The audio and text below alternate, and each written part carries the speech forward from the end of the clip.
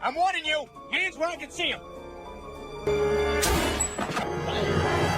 Cleveland Jr.?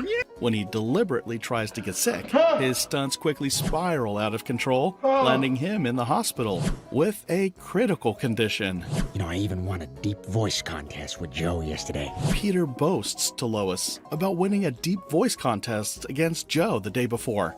His comment reflects his usual need to draw attention to himself, even in trivial situations. Peter feels overly proud of winning a deep voice contest against Joe, which adds a funny touch to the moment.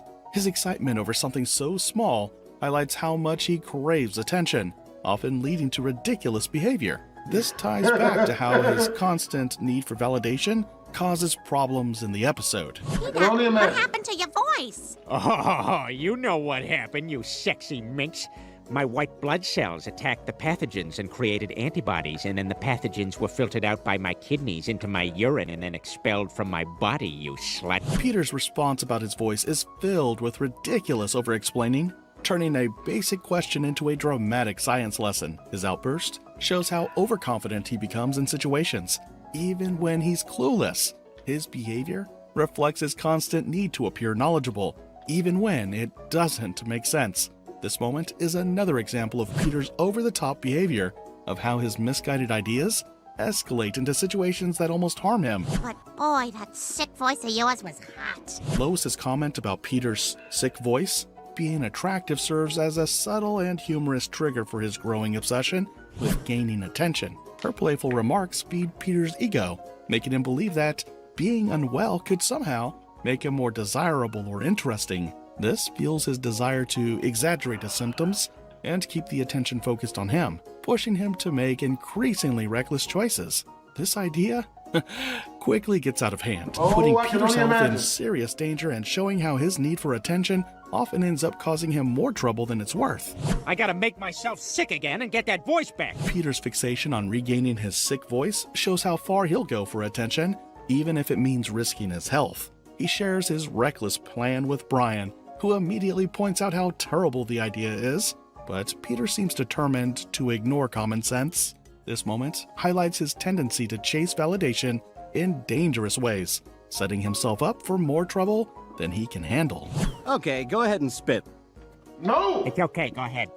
Please don't. Peter's desperation to regain his sick voice takes a bizarre turn when he visits a dentist and asks the most shocking favor imaginable. While the dentist advises his patient to spit during a routine procedure, Every time I see this scene, it makes me feel like I'm about to throw up a little bit at least. Peter takes it to a disgusting level, Oh. requesting the dentist to spit directly into his mouth. Can you This not? moment showcases how far Peter is willing to go for attention, disregarding all boundaries and common decency. And it hilariously highlights his unending pursuit of the spotlight at the expense of his health and dignity. All right, Chris, I figured out a great way to get sick.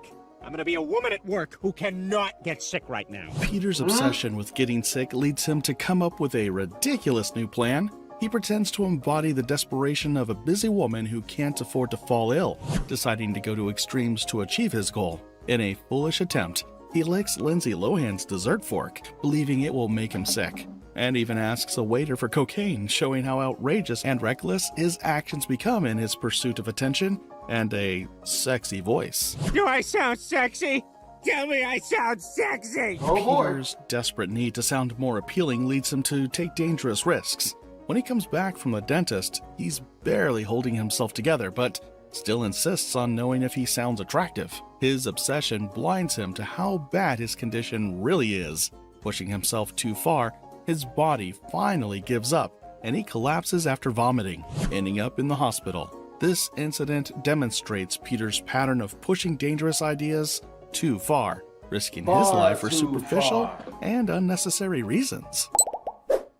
Peter's careless idea to dig up Native American remains in his backyard sets off a chain of terrifying supernatural events. His reckless actions bring a dangerous curse upon his family, and Peter himself faces life-threatening consequences as chaos unfolds around him. Freaking Joe with his home theater has to top everything I do. Well, tomorrow I'm gonna go to that Home Supply and I'm gonna build an entire multiplex. After coming back from Joe's house, Peter feels jealous of Joe's impressive home theater. he decides to outdo him by planning something even bigger, a full movie multiplex at his own house.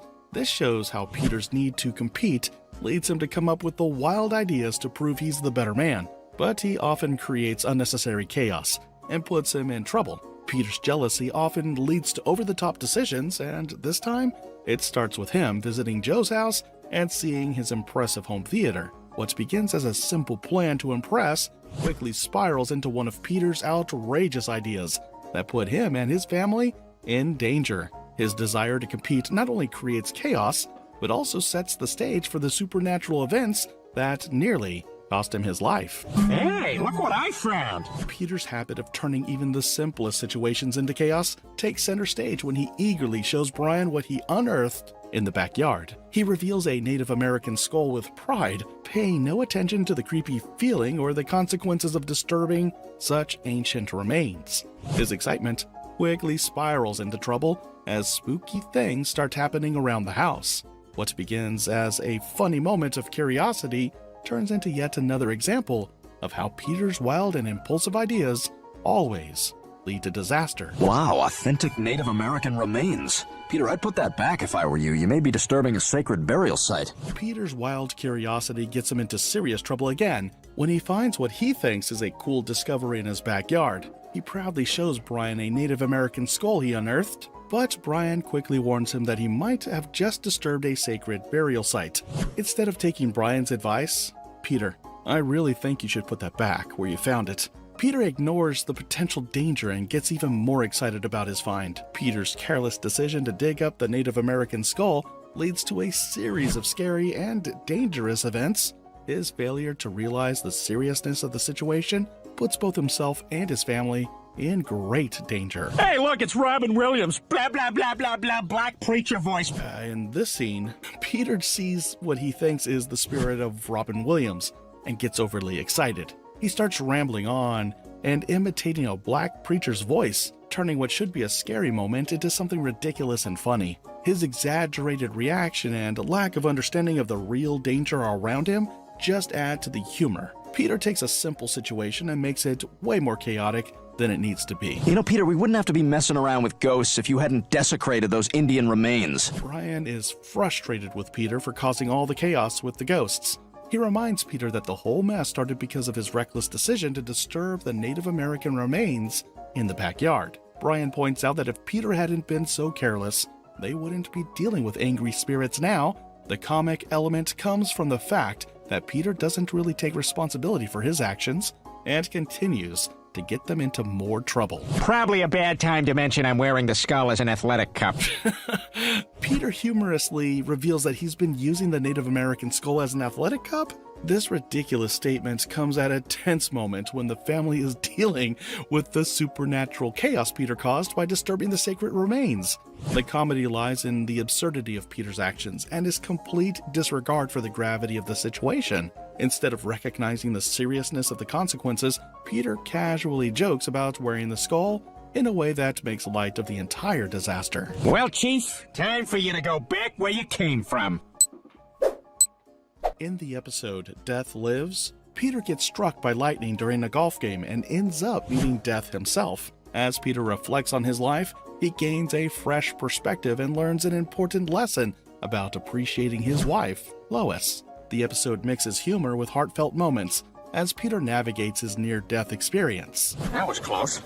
Huh, that looks dangerous. Somebody's gonna get hurt. Peter, as usual, narrowly avoids disaster without fully grasping how close he came to real harm. His casual remark, "That was close," acting like it's no big deal. When he notices the obvious threat in front of him, his reaction is more observational than alarmed, as if he's narrating a nature documentary rather than staring danger in the face. Instead of stepping back, he calmly predicts somebody is going to get hurt, while staying exactly where he is, showing his usual mix of cluelessness and laid-back attitude that somehow makes every situation even funnier. You again? Oh, Death, please don't take me now. Peter reacts in his usual dramatic and over-the-top way when faced with Death, pleading for his life at the most inconvenient time. In his usual fashion, he acts completely unaware of the absurdity of the situation. Instead of facing Death with seriousness, he's frantic and scared, attempting to bargain with it as if he's in control. This mix of fear and denial highlights Peter's tendency to panic in life or death moments, adding his signature humor to an otherwise serious situation. You're not dying. You're just having a near-death experience. Peter, always the optimist, reacts to his near-death moment like he's just missed the last piece of pizza. Instead of realizing the severity of the situation, he's confused, looking around and acting like he's just stumbled into an awkward family gathering. He doesn't grasp the danger, trying to joke his way out of it. It's like he's thinking, well, if I survive this, I'm definitely telling this story at the next barbecue. My God, that's me! Peter, ever the self-absorbed character, suddenly realizes something that leaves him both surprised and a little too impressed with himself. Instead of taking a moment to reflect or panic, he points at himself, almost in disbelief, like he's discovered a hidden talent. It's as if he's seeing his own reflection for the first time and saying, wow, that's one handsome guy right there.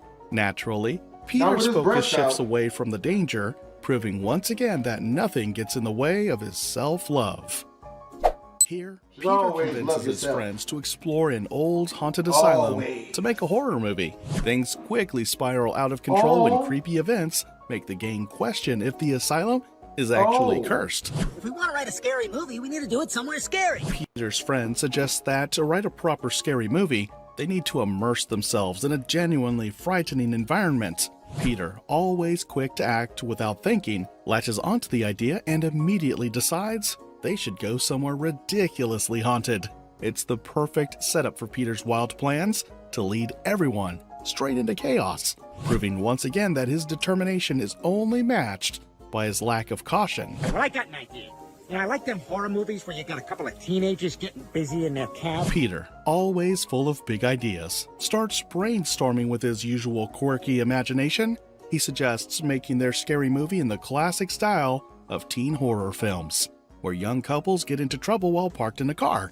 Of course, Peter's suggestion is less about plot development and more about his offbeat sense of humor, setting the tone for yet another one of his unpredictable plans. You guys, I'm scared. You remember that movie, The Blob? What if The Blob? Peter, true to form, starts panicking when the situation gets too intense, openly admitting he's terrified. His imagination runs wild as he jumps to the idea of facing a classic movie monster like the Blob. Instead of coming up with a plan, he suggests the most Peter-like solution, running away, proving once again that bravery isn't exactly his strong suit. I've been trying to help you. The hook-handed soldier reveals that he's been trying to assist all along, adding an unexpected twist to the chaos. The hook-handed soldier explains he was trying to help, which turns the situation on its head. His scary appearance and the creepy setting make his words unexpected, showing not everything in the asylum is truly dangerous. This twist lightens the mood and adds humor, keeping with Family Guy's style of making fun of horror cliches. Oh, God, he's a war hero. Oh, he's dead. What have we done?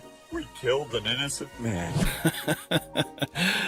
Peter's friends are hit with a wave of guilt and panic after realizing the man they were afraid of was actually a war hero. The moment is full of regret as they process that their actions led to the death of an innocent person.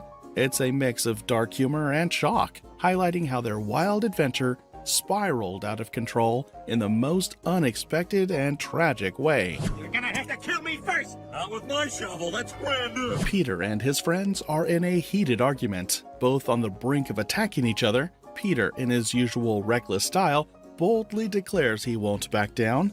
However, his friend quickly makes it clear he isn't going to use his brand new shovel for such a confrontation. The tension builds up, showcasing how Peter's impulsive ideas often lead to situations that could have disastrous consequences. This moment is a perfect example of Peter's ability to stir up chaos and nearly get himself and others into serious trouble. It's classic Peter, mixing bravery with a touch of absurdity as he dives headfirst into another chaotic situation.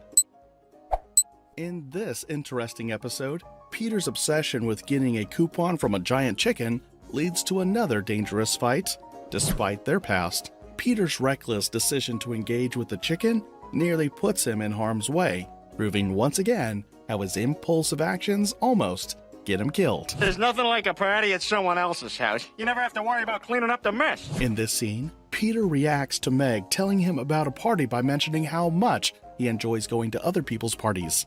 He explains that he likes it because there's no need to worry about cleaning up afterward. This shows Peter's tendency to seek out situations where he benefits without taking responsibility, reflecting his carefree and sometimes irresponsible nature. You should a chicken strip party pack for all your friends. Here's a coupon. Peter is given a coupon for a chicken strip party pack meant for all his friends. The coupon offered by a giant chicken adds to the absurdity of the situation, highlighting Peter's tendency to get caught up in ridiculous and often dangerous antics.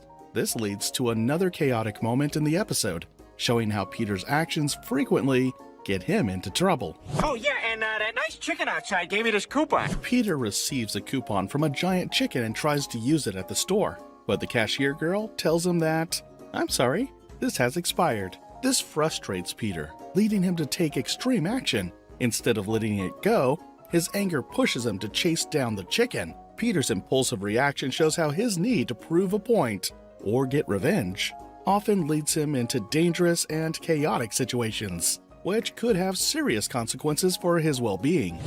Chicken gave me a bad coupon. Peter's plan to use the expired coupon turns into a dangerous mess when his anger takes over. After realizing it's no longer valid, he attacks the giant chicken in frustration, and the fight gets out of hand quickly. They end up pushing each other off a bridge onto a truck, causing chaos. The truck driver crashes the vehicle in confusion, and both Peter and the chicken end up hanging from a helicopter. This wild struggle for a simple discount nearly costs Peter his life, showing how his impulsive actions can lead to dangerous situations. Here, Peter tries to save his favorite bar, the Drunken Clam, from being shut down. His over-the-top efforts to protect the place drags his friends and himself into a dangerous situation. This thing highlights how his impulsive actions can easily escalate into life-threatening trouble. What the hell? Hey, pal, what are you doing? This is our bar. In this scene, Peter and his friends are shocked to find their favorite bar, the Drunken Clam, closed. When they confront the person in charge, they discover that the bar is no longer theirs. It's now owned by a bank, and the change leaves Peter furious and confused. This moment sets the stage for Peter's wild plan to save the bar, which leads him and his friends into a series of dangerous and risky situations. That was the start of the dark times. The banks took our bars, our businesses, and then our homes. A change had to be made. A change only one man could make. I am the Wind Maker. At this moment, Peter reflects on how the community is suffering due to banks taking over their businesses, bars, and homes. His frustration leads him to believe that only he can bring about the necessary change. With this grand sense of purpose, he decides to take action, presenting himself as the one capable of making things right. I am the Wind Maker. Peter's exaggerated thinking leads him to believe that he alone can fix everything, which drives him to take drastic actions. This way of thinking often causes him to come up with risky and extreme plans, showing how his attempts to solve problems can lead to dangerous situations. We ain't going nowhere. This bar belongs to us. Peter and his friends firmly believe that the bar they love belongs to them, and they are not going to give it up without a fight. This shows Peter's determination to protect what he cares about, even if his approach is absurd. In his mind, he is standing up for what is right, but his intense commitment to the cause often leads to wild and dangerous consequences, as he is willing to take extreme steps to save the bar, putting himself and others at risk. I want you to go in there and end this thing. I'll do my best, sir. In this scene, Peter's decision to fight for the bar puts everyone in a dangerous situation. Dang, baby girl looked like she got plowed out. Somehow she does not look sad. The police have surrounded the clam, and the officer orders Joe, one of Peter's friends, to go inside and shoot Peter. This highlights how Peter's stubborn effort to save the bar leads to severe consequences, risking not only his life, but also the lives of his friends. Peter's over-the-top actions often escalate into risky situations where his idea of standing up for what he loves puts everyone in harm's way. They're sending Joe in. Joe, wait. Put your gun down. There's no point in fighting anymore. We'll leave quietly. Peter's realization that his actions have led to a dangerous situation for him and his friends hits him hard. Seeing that Joe, his close friend, is being sent in to possibly harm them breaks Peter's spirit. He understands that continuing the fight over the bar is no longer worth it, and that it has gone too far. His decision to surrender shows how his well-intentioned but extreme actions nearly led to the destruction of their friendship and their lives. Peter's plan to save the bar ultimately put everything he valued in danger. In A Shot in the Dark, Peter accidentally shoots Cleveland Jr., creating a controversial situation. His attempts to fix things only makes matters worse, even causing Cleveland's house to burn down, which leads Peter into more dangerous situations. Hey guys, you better come with me. There's some weird big nose guy hiding in the bushes outside some chick's house. His insane actions seem to only get worse when his friends point out the strange behavior of a big-nosed guy outside a house. It's just another example of how Peter often causes bigger problems instead of solving them. Despite his attempt to fix things, Peter only seems to make things worse for himself and his friends. Hold it right there! I'm warning you! Hands where I can see them! Cleveland Jr.? Peter's reckless and hasty actions reach new heights when he accidentally shoots Cleveland Jr. during a nighttime watch. Thinking he sees a threat, Peter panics and shoots, only to realize he's hurt Cleveland Jr. Instead of carefully considering the situation, Peter reacts impulsively, which leads to a big mess. The humor comes from how ridiculous the whole thing is, as Peter's fear and quick decision-making turn a simple street watch into complete chaos. This shows how Peter's quick decision and lack of thought often put him and those around him in dangerous situations. Mr. Griffin, you shot me! Oh my God! Peter is horrified to discover that he has shot Cleveland Jr. after mistaking him for a threat during a nighttime watch. Cleveland Jr., shocked and in pain, exclaims in disbelief that Peter shot him. Peter, panicking and overwhelmed by the realization of what he's done, reacts with genuine horror. The situation quickly turns from a moment of confusion and fear to one of comic absurdity as Peter faces the consequences of his rash actions. I just dodged a bullet. Peter expresses relief in a funny way after almost getting into a dangerous situation. When he says, "I just dodged the bullet," he's showing that he often doesn't fully understand the consequences of his nasty actions. Only after the danger is over does he realize how close he came to causing a big problem. This line is humorous because Peter is so casual about almost making a big mistake. I thought someone was breaking into your house, and I panicked. It was dark. At this moment, Peter tries to explain himself to Cleveland Jr.'s parents in the hospital. He says that he thought someone was breaking into their house, which made him panic and act without thinking. He also points out that it was dark, which made the situation even more confusing and caused him to make a mistake. This moment shows how Peter often jumps to conclusions without fully understanding what's going on, leading to big problems like accidentally shooting Cleveland Jr. You're nothing but a worthless bigot. In the hospital, Cleveland Jr.'s father I was is gonna say that's very racist, angry but, at you know, Peter for shooting his what son. Peter was doing He was calls already Peter racist. a worthless bigot, showing just how upset he is about what happened. This moment shows how serious Peter's mistake is, and how his impulsive actions have hurt Cleveland's family. Cleveland's father is furious because Peter's quick reaction caused him to harm his son. Peter is surprised by how mad Cleveland's dad is, which highlights how Peter often doesn't realize the consequences of his actions until it's too late. The humor here comes from Peter not fully understanding the seriousness of what he's done, while Cleveland Jr. reacts in an over-the-top way.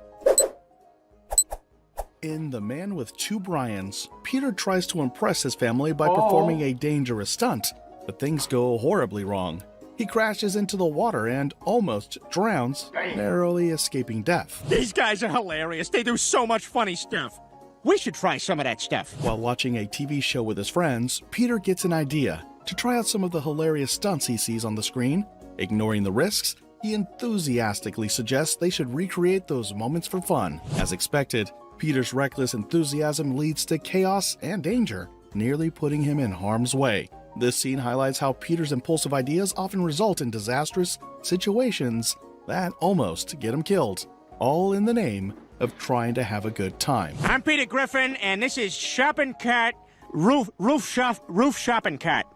Guys. Inspired by the crazy stunts on TV, Peter boldly announces he's about to do something outrageous. He sets up a dangerous stunt involving a shopping cart, eager to mimic what he saw. In typical Peter fashion, his lack of caution turns the situation into a risky disaster, almost getting him seriously hurt. This moment, once again, shows how his impulsive ideas lead to trouble, all in the name of fun, with no real thought for the consequences. What does it look like? What do I do? What is that? What is that? I feel something. I'm scared. After Peter falls off the roof while attempting his dangerous stunt, he's left terrified and confused. His desperate groans show just how serious the situation is. Peter's impulsive ideas and lack of foresight almost cost him his life. In his panic, he repeatedly expresses his fear, realizing just how foolish his actions were. This scene is another clear example of how Peter's impulsive decisions, like trying stunts he sees on TV, almost end up costing him his life. Okay, I'm Peter Griffin, and I am the greatest American hero. My special power is being somehow memorable after a very short run on TV. In the scene, Peter is recording a TV show where he proudly declares himself the greatest American hero. His confidence is misplaced as his special power is just being memorable for a short time, much like fleeting TV characters. This moment perfectly captures Peter's tendency to jump into wild ideas without fully understanding the consequences. His eagerness to showcase himself as a hero, even in a comedic and self-aware way, adds to the absurdity of how his ideas often put him in dangerous situations. Never play Steve-O in Jackass, men, unless they gonna run you all the money. Help! Help! I think my arm is broken! I thought I was gonna die. Peter's reckless idea nearly led him to drown when he found himself in a dangerous situation. He panicked, convinced that he was going to die, and his cries for help were met with urgency from Brian and his friend, who rushed to save him. This is yet another example of how Peter's impulsive actions often land him in life-threatening scenarios. His need for adventure without considering the risks almost cost him his life in this instance, making for a dramatic yet comedic moment. In this episode, Peter avoids reading books by getting hooked on 1980s CDs, thinking it will make him seem cool. His obsession gets out of hand and leads to a dangerous accident, putting him in a coma and showing how his reckless ideas often lead to serious trouble. I can top that. I ain't ever read a book in my entire life. That's not a brag. At the party, when everyone was discussing books, Peter confidently declared that he had never read a book in his entire life. Instead of impressing the crowd, his statement left them shocked, causing them to leave. This moment highlighted Peter's proud yet clueless attitude, as he saw his lack of reading as something to brag about, not realizing it would make others lose interest in him. This set the stage for his later attempts to fix the situation, which spiraled into chaos. You guys have 1984? We've got it on CD. Okay, boring book. 1984. I am ready for you to be lame and a book and not something unexpected. At the library, Peter went looking for the book 1984, but discovered they had it on CD instead. He started listening, thinking it would be boring, but he got completely hooked. What started as simple interest turned into full-blown obsession, with Peter taking the story so seriously that he began copying its hellish ideas in real life. His strange behavior worried everyone and eventually caused trouble, showing how Peter's over-the-top reactions can quickly create chaos. I guess my Van Halen days are over. No. Those days are behind me. I made a promise to a pancake. In this scene, Peter, who had promised his wife to stop his weird behavior, finds himself tempted by a rooster on the road. The rooster challenges him to a race, and Peter, unable to resist, agrees. His impulsive decision leads him into a dangerous situation where his promise to his wife is forgotten. This reflects how Peter's poor judgment and inability to think things through often result in him nearly getting hurt, all for the thrill of the moment. This situation perfectly captures how Peter's need for excitement consistently puts him in harm's way, creating chaos, not just for himself, but for those around him. I'm sorry, Mrs. Griffin, but your husband is in a coma. The doctor tells Lois that Peter has fallen into a coma after his extreme binge-watching stunt. His over-the-top plan to watch non-stop shows pushed his body past its limits and left him unconscious. This shows how Peter's wild ideas not only risk his safety, but also cause stress for his family, who have to deal with the consequences. Mrs. Griffin, I have some bad news. Your husband is brain dead. I'm afraid it's time for you to make your choice. The doctor carefully tells Lois that Peter is brain dead after his binge-watching marathon ended in disaster. He explains that she now has to make some serious decisions about his future. This moment hits hard, as it highlights how Peter's reckless behavior doesn't just endanger him, but also places an emotional burden on his family.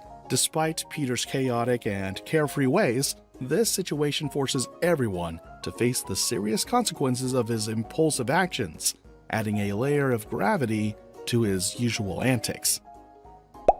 Peter's poor choices push Meg into making risky decisions that lead her into trouble, putting the whole family in danger. His lack of thinking about what might happen because of his actions nearly causes disaster, showing how Peter's ideas often create life-threatening situations. That's stupid. You don't know anything about horses and you're in terrible shape. In this episode, Peter decides to participate in the rodeo. Lois immediately reacts with concern. She points out that it's a bad idea, criticizing Peter's lack of experience with horses and his poor physical condition. Her reaction highlights how reckless Peter's decisions often are, his enthusiasm for doing something risky without considering the consequences, especially when he's completely unprepared. You know, that's the difference between you and me, Lois. When life comes knocking at the door, you go and hide in the kitchen. I fling the door wide open and I say, Peter Griffin here. Peter reacts strongly to Lois telling him he can't participate in the rodeo. She points out that he doesn't know anything about horses and is in bad shape. But Peter's response is to challenge her opinion. His desire to prove Lois wrong and show he can do it leads him to participate in the rodeo, despite having no experience or training. Who says I couldn't be a rodeo star? I got more cowboy blood in me than Billy the Kid. Peter decides to take on the rodeo challenge after Lois tells him he can't do it. With his typical stubbornness, Peter confidently declares that he has more cowboy blood in him than Billy the Kid, showing his usual overconfidence and determination to prove a point. He believes that just because Lois doubts him, it's the perfect opportunity to prove her wrong. You know what I am back at the ranch? I'm a breeding bull. Peter gets on a bull at the rodeo to prove Lois wrong after she doubts his ability to be a rodeo star. When the bull speaks, saying he's a breeding bull at the ranch, it humorously highlights how Peter is out of his league. The bull's casual introduction shows how Peter's idea to take part in the rodeo without any real knowledge of what he's doing is reckless. His overconfidence leads him into a dangerous situation, as he literally faces a bull that has much more experience in this dangerous sport. This moment is a perfect example of how Peter's impulsive decisions often lead to life-threatening scenarios, and in this case, it nearly gets him seriously hurt. I got a house on the Cape. Maybe you come visit. Maybe you call a few days in advance to give me time to get the house clean. Maybe you bring a blazer so we can go to a wider range of restaurants. Peter's attempt. I wonder if that's how Diddy convinced Meek Mill. We gonna edit that out. To become a rodeo star goes horribly wrong. When he faces off with the bull, after getting knocked down, the bull humorously gives Peter a list of terms for sparing his life, like visiting his house in the Cape under certain conditions. The bull's calm and straightforward tone contrasts with Peter's impulsive and unprepared approach, showing how Peter's reckless decision leads to a dangerous and absurd situation. His dream of being a cowboy turns into a big mistake, highlighting how his lack of planning almost gets him killed. In a funny and chaotic way, Peter's insane ideas often lead to dangerous situations for his family, whether it's attempting wild stunts or making impulsive decisions. His lack of thinking ahead almost always puts him in harm's way. His actions might be funny, but they constantly show how his lack of awareness nearly gets him and those around him into serious trouble. The moral of this video is, if you do stuff that you know you have to do when you don't want to do it, you're brave. But if you do stuff you know you shouldn't do just to prove to anyone else that you are brave, just makes you good.